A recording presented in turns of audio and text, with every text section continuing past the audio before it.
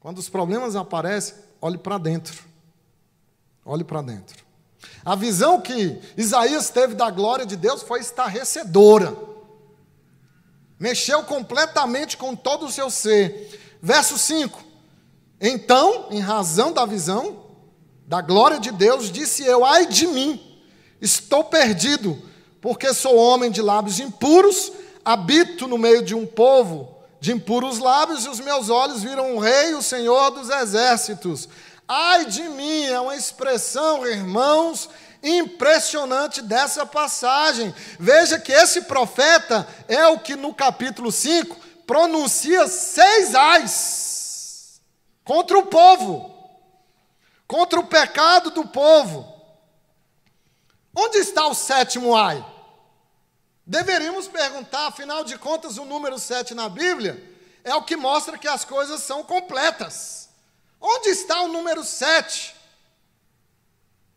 Aqui nos ais de Isaías, o próprio ai que se volta contra ele. Então Isaías, meus irmãos, que profetiza no capítulo 5 contra fulano, contra aquele outro, agora depois que ele conhece Deus, que ele vê Deus, ele é capaz de tratar o seu próprio pecado. Ele é capaz de olhar para o seu coração. E agora o ai não é para o outro, o ai é para ele. E ele diz: ai de mim, é o 7º ai. As coisas para ficarem completas têm que chegar em você. O profeta diz para todo mundo se endireitar, para todo mundo se consertar, mas ele não era capaz de confessar o seu próprio pecado, até que ele encontra Deus.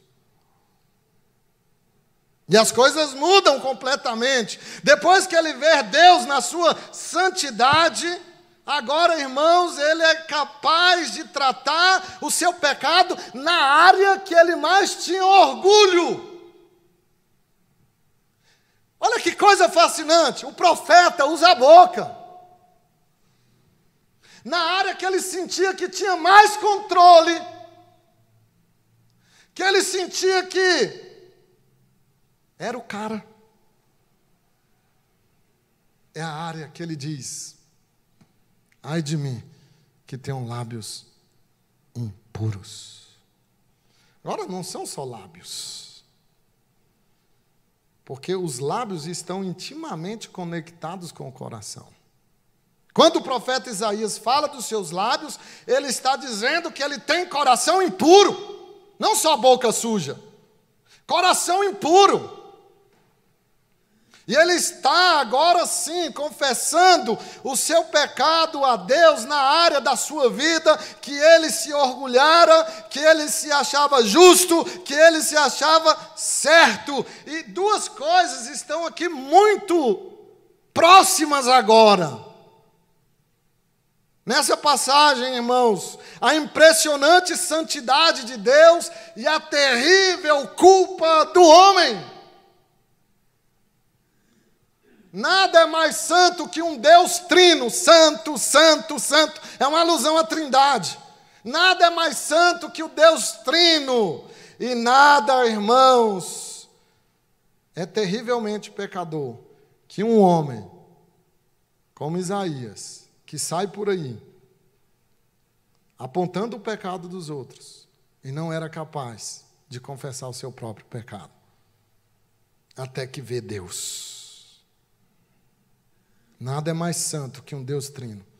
Nada é mais pecador do que Isaías, que não confessa o seu pecado.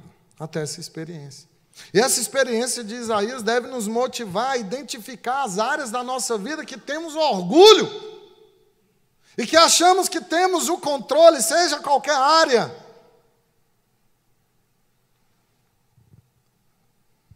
Que achamos que não foi contaminada pelo pecado.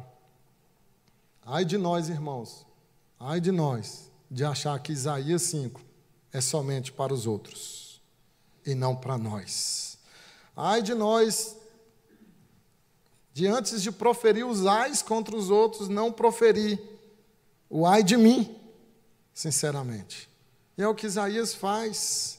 Ele olha para si, e ele é tocado agora porque ele vê a sua miséria, ele vê o seu pecado, e ele confessa o seu pecado.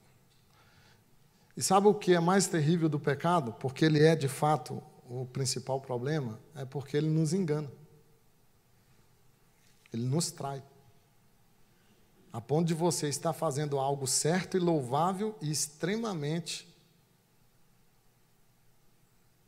de maneira pecaminosa. Eu estava lendo sobre como os esquimós caçam.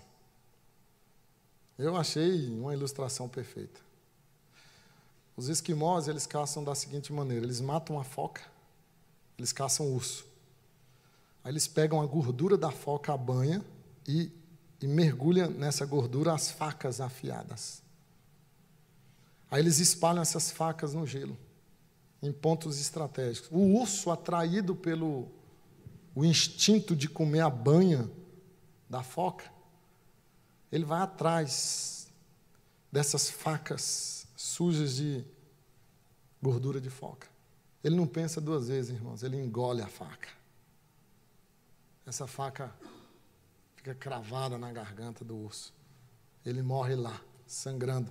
O esquimó vem e pega o urso. O seu instinto o trai.